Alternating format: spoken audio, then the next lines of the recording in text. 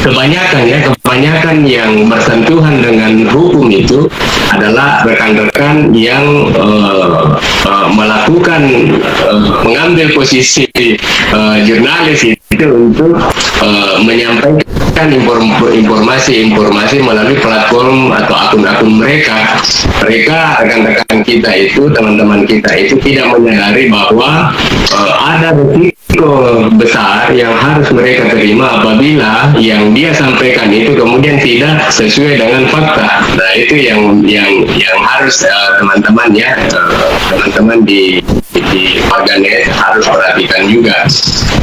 Oleh karena sangat jelas bahwa apabila itu tidak sesuai dan kemudian ada yang keberatan, pasti tidak ada haknya dia untuk melakukan pembelaan, karena itu tidak diatur di dalam Undang-Undang Pokok Pers Nomor 40 tahun 99. Yang diatur itu adalah media atau pers.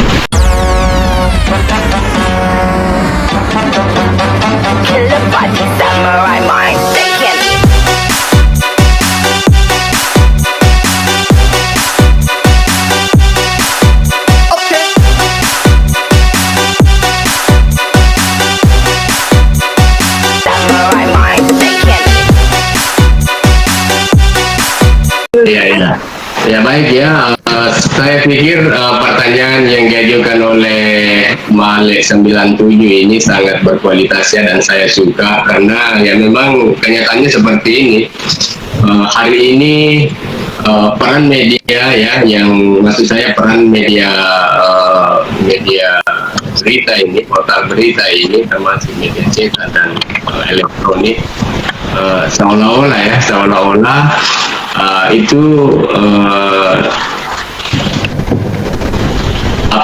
seolah-olah itu diambil alih oleh pengguna media sosial ya, Jadi saya lihat sekarang ini warganet itu sudah pintar ya, maksud saya mereka bahkan itu kadang-kadang lebih cepat menyampaikan suatu peristiwa melalui postingan-postingannya, baik itu di platform media Facebook, Instagram, Twitter, dan lain-lain sebagainya. Apalagi sekarang ada Twitter, TikTok lagi. Di situ bahkan mereka itu lebih cepat ya. Nah, namun menurut saya itu adalah konsekuensi yang harus diterima oleh kalangan rekan-rekan media ya, bahwa itu adalah sesuatu yang tidak bisa kita tolak. Hanya saja menurut saya tetap ada perbedaan rekan-rekan, bagaimana kemudian informasi yang kita sampaikan itu harus berbeda dengan apa yang disampaikan oleh teman-teman kita yang ada di medsos ya, karena di situ kan sangat jelas bahwa berita yang disampaikan oleh rekan-rekan jurnalis itu selalu berdasar pada yang namanya unsur-unsur berita. Jadi semua unsur-unsur berita itu harus terpenuhi di situ, termasuk bagaimana kemudian kita mau mengemas berita itu dengan selalu memperhatikan namanya etika jurnalis. Nah, itu yang tidak dimiliki oleh teman-teman kita di media sosial. Maka jangan salah rekan-rekan, kebanyakan yang bersentuhan dengan hukum itu adalah rekan-rekan yang melakukan mengambil posisi jurnalis itu untuk menyampaikan informasi melalui platform atau akun-akun mereka. Rekan-rekan kita itu, teman-teman kita itu tidak menyadari bahwa ada risiko besar yang harus mereka terima apabila yang dia sampaikan itu kemudian tidak sesuai dengan fakta. Nah, itu yang harus teman-teman di warganet harus perhatikan juga. Oleh karena sangat jelas bahwa apabila itu tidak sesuai dan kemudian ada yang keberatan, pasti tidak ada haknya dia untuk melakukan pembelaan, karena itu tidak diatur di dalam Undang-Undang Pokok Pers Nomor 40 tahun 99. Yang diatur itu adalah media atau pers ya. Jadi misalkan apa perbedaannya? Tentu kan perbedaannya sangat mencolok ya. Di situ misalnya, ini berkaitan dengan pertanyaan kedua ini yang ada tadi juga menanyakan itu mengenai bagaimana apa tadi yang ada banyak yang Bagaimana tanggapan mengenai undang-undang IT yang banyak menjerat kebebasan berpendapat?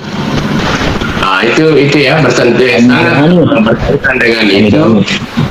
Kenapa kemudian saya mengingatkan kepada seluruh warganet ya, seluruh warganet termasuk kita ini, karena kita ini sebenarnya warganet juga. Kenapa? Karena setiap wartawan menurut saya semua punya platform masing-masing, mereka punya akun tersendiri. Nah itu bagaimana kemudian kita harus bijak menggunakan media sosial. Jadi tidak boleh kita memposisikan diri sebagai wartawan atau jurnalis apabila kita memposting sesuatu di medsos. Beda kalau kita memposting sesuatu berita melalui media kita masing-masing. Karena di situ ada hal yang diatur dan ada hal yang tidak diatur.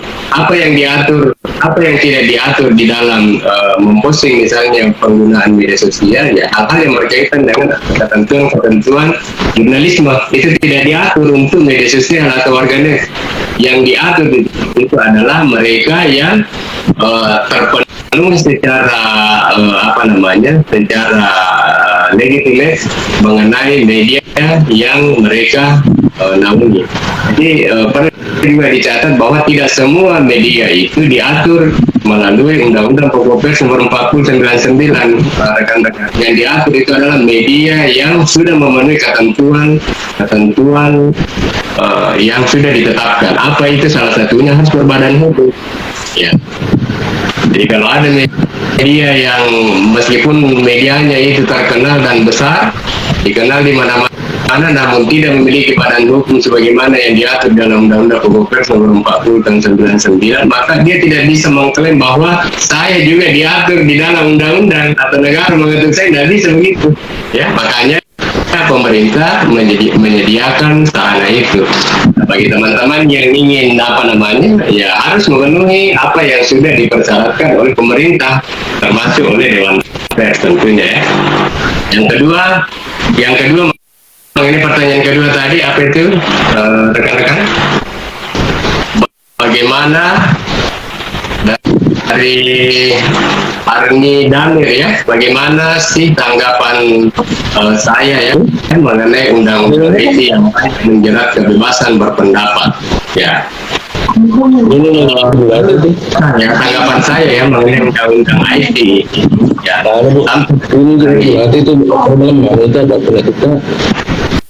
Sampai dengan hari ini masih banyak ya digunakan oleh undang-undang ini, masih banyak digunakan oleh teman-teman kita di kepolisian. Menurut saya penerapan undang-undang IT ini juga harus selektif ya, harus selektif. Maksud saya tidak boleh kita serta-merta menerapkan undang-undang IT ini, apalagi kalau itu melibatkan misalnya rekan-rekan wartawan atau jurnalis. Kenapa? Oleh karena setiap permasalahan yang timbul ya, setiap persoalan yang timbul yang berkaitan dengan kerja-kerja jurnalistik itu, dalam kerja jurnalistik itu harus diselesaikan melalui jalur pers. Dalam hal ini Dewan Pers, makanya pemerintah membantu yang namanya Dewan Pers. Seperti itu. Nah, meski demikian, menurut saya rekan-rekan wartawan juga atau jurnalis tidak boleh besar kepala bahwa ketika ada misalnya undang-undang sudah mengatur soal itu, kita bebas-bebasnya memberitakan sesuatu yang tidak fakta. Itu juga menurut saya tidak etis ya, dan tidak pantas dilakukan oleh seorang jurnalis. Mengapa kemudian ini pertanyaan yang muncul kemudian, mengapa kemudian masih ada misalnya satu atau dua orang ya rekan-rekan kita yang kebetulan berprofesi sebagai jurnalis yang dijerat dengan undang-undang IT yang berkaitan dengan pekerjaan jurnalistiknya. Nah, ini yang menurut saya yang harus kita kaji bersama ya. Tentu saja melalui Dewan Pers, pimpinan-pimpinan media dan pihak kepolisian. Nah, ini kalau saya harus kita kembalikan bahwa setiap persoalan harus didudukkan pada posisi yang benar ya. Kalau sudah diatur dalam Undang-Undang Pokok Pers nomor 40 tahun 99 misalnya mengenai hak dan kewajiban, kemudian ada sanksi-sanksi di situ yang harus diterapkan kepada rekan-rekan media, maka kita harus gunakan itu. Tidak boleh kemudian kita menggunakan undang-undang pidana, apalagi kalau ini dengan catatan ya, dengan catatan apa yang kita yang disangkakan kepada rekan-rekan itu bersentuhan dengan kerja-kerja jurnalistiknya. Kecuali kalau misalnya ada ya, ini misalnya ya, contoh kalau misalnya yang diperberatkan itu atau dipersangkakan itu tidak bersentuhan dengan kerja-kerja jurnalisme. Misalnya dia benar dia seorang wartawan atau jurnalis, namun dia melakukan pelanggaran yang sifatnya pidana, katakanlah misalnya dia membawa lari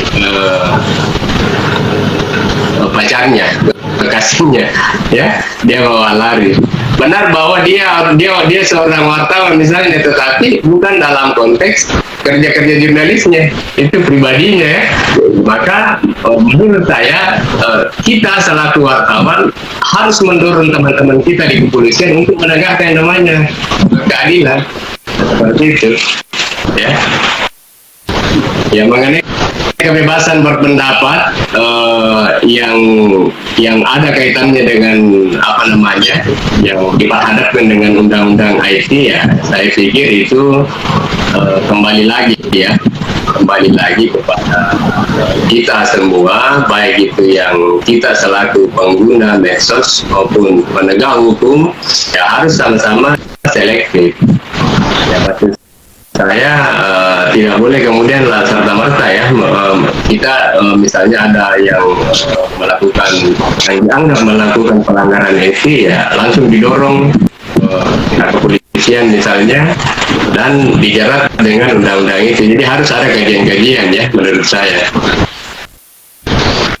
Ya. Tidak ada lagi? Mungkin barangkali saya tambahkan itu bagi pengguna media sosial tentang keterkaitan bebas berpendapat dalam hal kaitan undang-undang IT. Sebenarnya di sini perlu kami tekankan atau ingatkan teman-teman di sini atau pengguna media sosial itu harus lebih bijak lagi memanfaatkan media sosial saat ini, karena dalam aturan undang-undang IT itu ada 8 poin yang sama diatur dalam undang-undang dalam hukumnya. Itu hal pertama itu saya ingatkan itu adanya menyebarluaskan video asusila, kemudian perbuatannya diatur dalam undang-undang itu ada judi online, kemudian pencemaran nama baik dan pengancaman dan pemerasan, kemudian ujaran kebencian, apalagi 6 teror online, kemudian ada lagi meretas akun media sosial ya, menyebar, ini yang paling penting, ini poin ke-8, menyebarkan berita bohong atau hoax. Mungkin barangkali di sini yang paling sering terjadi itu pencemaran nama baik, di mana di sini ditekankan teman-teman atau pengguna media sosial tidak semerta-merta menggunakan atau menyalahgunakan media sosial, karena banyak hal yang terjadi seperti daerah kita ini dicap sebagai saya tidak menuduh, tapi di sini memang sering disebutkan pelaku cybercrime itu dari Kabupaten Sidrap. Ini yang paling banyak dipergunakan media sosial untuk melakukan hal-hal tindakan yang menguntungkan diri sendiri, penipuan. Nah, sama juga halnya pencemaran nama baik ini. Dalam ingatan saya itu pasal 27 ayat ketiga itu diatur siapa saja barang siapa yang melakukan fitnah ataupun kebohongan tentang individu seseorang itu bisa dipidana 4 tahun atau denda 750 juta. Itu yang paling banyak terjadi pencemaran nama baik. Ini sebenarnya tidak media sosial, pengguna media sosial dia tidak men-sharing atau menyaring hal-hal yang sebenarnya tidak boleh disebarluaskan, tapi demi kepentingan pribadinya atau golongan dia melakukan fitnah atau mencebarkan nama baik, sekalipun dihadapkan dalam persoalan hukum. Dia tidak berpikir lagi itu, yang penting dia senang, dia bisa bertengkar, melampiaskan amarahnya atau emosinya demi kepentingan golongan atau pribadinya, sehingga dikaitkanlah di sini pencemaran nama baik, kemudian menyebarluaskan berita-berita hoax yang sebenarnya tidak boleh dilaksanakan. Nah, ini yang sebenarnya tidak dipahami teman-teman. Makanya kebebasan berpendapat bagi saya itu sebenarnya wajar saja, sepanjang para pengguna medsos itu bijak memanfaatkan media sosial apa yang dia miliki. Nah, kalaupun misalnya dia memberikan informasi atau men-share informasi lain bukan dari dia sumbernya, itu sebenarnya harus dia pilih dulu. Ini layak nggak sebenarnya? Ini ada yang tercederai dalam satu orang nggak sih misalnya? Apakah ada orang terluka misalnya, ini perasaannya? Karena begini, pernah ada kejadian di Kabupaten Sidrap. Saya sebenarnya tidak mau ulas sebenarnya ini, tetapi ini harus dijadikan pembelajaran. Makanya saya ungkit di sini bahwa ada beberapa oknum pegawai perbankan swasta yang sempat menghinakan profesi seorang wartawan. Bang Edi juga pernah mungkin tahu itu. Yang sebenarnya di sini kalau bisa dibuktikan itu, kita bisa buktikan itu. Kita bisa buktikan pidana pasal 27 nomor 3, memfitnah, mencemarkan nama baik ataupun profesi, karena mereka ini menuduh wartawan sebagai wartawan pemeras, wartawan elit, yang sebenarnya kata-kata bahasa itu bahasa yang sebenarnya tidak pantas diucapkan, karena dia tidak menghina oknum atau individu, tapi di sini dia menghina organisasi. Dia tidak menyebut satu organisasi satu, tapi ini menyebut profesi, maksud saya profesi, sehingga seluruh wartawan di Indonesia bahkan mungkin di dunia tercederai dengan bahasa begini. Seharusnya penghinaan ini tidak boleh dilakukan, karena dia sudah menyebut atau menghinakan sebuah profesi yang seharusnya tidak boleh dicak, sehingga teman-teman di selaku jurnalis agak terluka hatinya, sehingga sempat kami pidanakan. Namun namanya juga sisi kemanusiaannya ada, sehingga kami tidak melanjutkan kasus itu dengan catatan mereka itu melakukan permintaan maaf kepada seluruh media, membuat pernyataan dan terutama kepada teman-teman media di Sidrap, karena sempat saya sebenarnya dilematis dalam hal ini karena desakan dari teman-teman dari Makassar, dari luar Sidrap sempat ingin ngotot melanjutkan kasus ini, karena bisa dibuktikan dalam materi hukumnya juga. Kita bisa buktikan ketika kita lanjutkan kasus ini, insya Allah kita pidanakan mereka semua, orang-orang yang mungkin ada beberapa orang sampai 6 orang di sini terperiksa selaku terlapor, dan mereka sebenarnya profesinya, dia pekerjaannya juga sangat bagus, tapi justru karena perbuatan emosionalnya, hanya karena perbuatan satu orang media oknum, tapi dia membawai semua rekan-rekan media seluruh Indonesia, karena dia menyebut organisasi, bukan person atau oknum, sehingga sebenarnya ini harus dijadikan pelajaran bagi pengguna medsos lainnya. Jangan serta-merta menghinakan seseorang ataupun golongan dalam kepentingan pribadi di sedalam media sosial, sehingga perlu di sini diingatkan teman-teman untuk bijak sama sekali melakukan atau menggunakan media sosial. Karena kenapa? Sudah ada yang menunggu. Dan itu bisa dibuktikan, bos, ketika misalnya dia sudah lakukan ucapan-ucapan ujaran kebencian, pencemaran nama baik, tapi dia tidak tahu bahwa ini barang bisa di-screenshot sebagai alat bukti, bisa dijadikan alat bukti baru kemudian dihapus. Sekalipun dia pembelaan diri dalam hal ini bahwa dia hapus di postingan pada akhirnya, tapi kan sudah ada screenshot mendahului, sehingga mereka bisa dipidana loh. Sehingga ini teman-teman, hati-hati bos, hati-hati, karena zaman sekarang orang yang mau dilapor tidak ada bos. Kalau pelapor semua sudah ada, apalagi yang namanya hal-hal begini lah, mengucapkan kata-kata kotor saja di medsos itu sudah bisa dipidana, kecuali ketika perbincangan dalam privasi atau pribadi chatnya itu tidak bisa dipidana bos, karena mereka saling menghina misalnya di dalam chat secara pribadi ya, bukan secara kecuali kalau di grup atau di melebihi daripada satu orang melihat daripada status itu. Seperti itu yang saya bisa tegaskan. Terima kasih. Mungkin barangkali Kak Dedi bisa menambahkan lagi Iya. atau Saya tidak, Haji, saya tidak terlalu fokus ya ke secara kasuistik, akan tetapi saya lebih umum ya.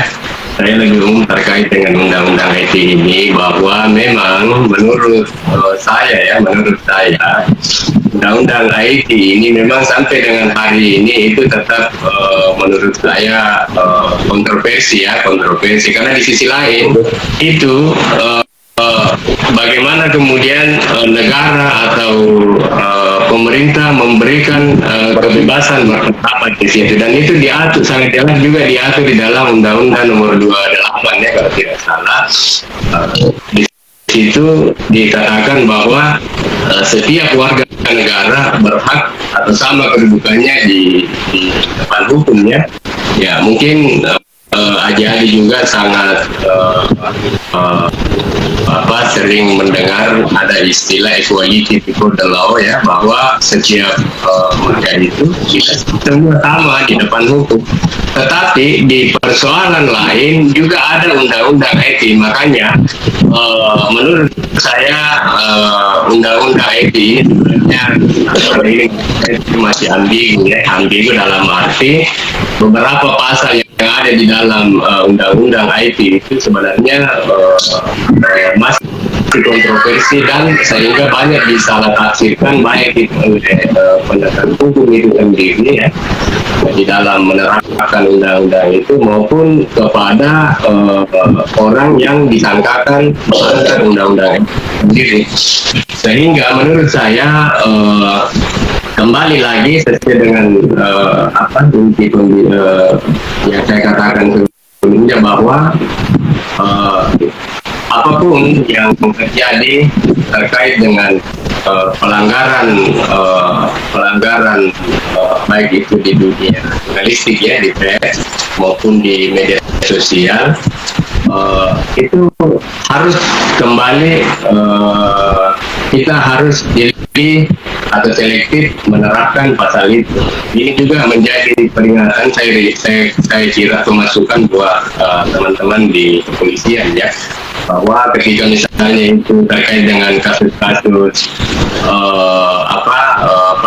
pelanggaran IT ya, kalau itu misalnya di situ harus kita lihat apakah benar-benar apa yang disangkakan itu masuk di dalam ketentuan pelanggaran itu atau tidak. Kemudian yang kedua, kita juga lihat apakah di dalam memberitakan misalnya, kalau itu dilakukan oleh teman-teman wartawan itu, apakah itu pantas dijerat dengan pasal undang-undang IT, ataukah kemudian teman-teman di kepolisian mendorong ke Dewan Pers ya, karena kita ini kan sebenarnya media ini masih ada di atasnya. Nah, harapan kita bagaimana persoalan yang melibatkan teman-teman media itu dalam konteks kegiatan-kegiatan jurnalistiknya itu diselesaikan juga secara undang-undang pokok pers, karena itu semua sudah diatur ya. Maka kemudian jangan heran, jangan salah kalau sebenarnya ini harus diselesaikan secara profesional, dan harus ada campur tangan oleh pihak-pihak yang lebih tinggi ya, katakanlah misalnya di tingkat pusat Pak Kapolri ya, kemudian di sana juga ada Ketua Dewan Pers ya. Bagaimana kemudian dua institusi ini bisa saling memahami dalam konteks masing-masing menjalankan undang-undang itu, karena saya kira tidak ada satupun individu dan maupun institusi yang ada di negara kita ini tidak diatur oleh undang-undang, semua diatur. diatur oleh Undang-Undang nomor 2, nomor 10, kemudian wartawan juga diatur, TNI juga semua diatur. Sehingga kalau ada yang terjadi kemudian misalnya pelanggaran undang-undang itu sendiri, maka dikembalikan kepada yang berhak untuk menyelesaikan itu.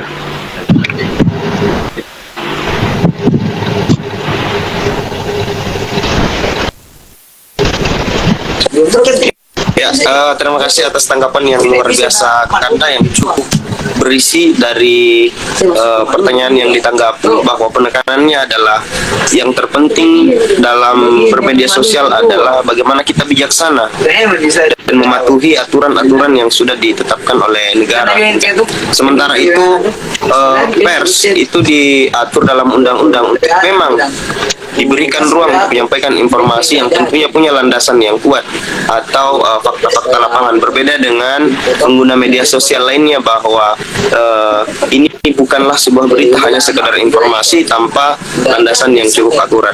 Baik, karena pertanyaan sudah ada 2, mungkin kalau ada pertanyaan satu lagi, karena sangat menarik pembahasannya cukup dalam, saya persilahkan kepada penonton yang ingin bertanya satu lagi. Yang terakhir silahkan jika masih ada. Kalau sudah tidak ada, barangkali kita akan tutup pembahasan kita pada malam hari ini. Saya tunggu beberapa menit karena biasa agak lalot anunya. Kalau mau kirim pertanyaan, saya tunggu sekitar 2 menit.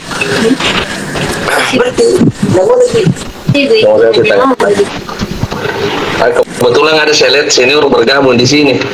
Mungkin bisa sharing pendapat di sini ke Kakanda Muhlis Mustafa yang juga merupakan seorang layar putra daerah Kabupaten Sitap. Saya lihat masih gabung di sini, mungkin barangkali bisa memberikan tanggapan. Kak Muhlis, saya lihat ada gabung di sini. Biasa agak lambat ini kan, biasa agak jaringan memang kalau di Instagram. Untuk itu masuk kau tuh Tidak sini udah gabung di rumah. sering ketemu sering jalan itu benar dah. Kalau menurut kau ya di sini atau udah selesai. Ya, mungkin sudah tidak ada lagi tanggapan dan pertanyaan. Sini ada respon dari saudari Arnida Amir. Terima kasih atas tanggapannya, Pak. Ya, ngobrol politik, izin Kakanda ngobrol politik atau ngopi pada malam hari ini dengan tema peran media di era demokrasi. Saya rasa sudah cukup pembahasan kita dan sangat berisi. Alhamdulillah saya juga mendapatkan pencerahan sedikit mengenai bagaimana sebenarnya bermedia sosial yang baik tanpa serta-merta menyebarkan informasi begitu saja. Apalagi juga persoalan mana berkomentar di media sosial itu sangat penting untuk di filter terlebih dahulu. Terima kasih banyak atas kesiapannya Kakanda, atas ilmunya yang diberikan pada malam hari ini, terutama Kakanda Edi dan Kakanda Adi. Mungkin itu saja pembahasan kita pada malam hari ini. Insya Allah jika ada kesempatan, jika ada peluang, teman-teman edaran info akan mengundang kembali lagi bagaimana membahas persoalan media lagi nantinya, insya Allah. Mungkin itu saja, lebih dan kurangnya mohon dimaafkan. Terima kasih Kakanda Edi dan Haji Adi. Tidak ada kekurangan. Assalamualaikum warahmatullahi wabarakatuh.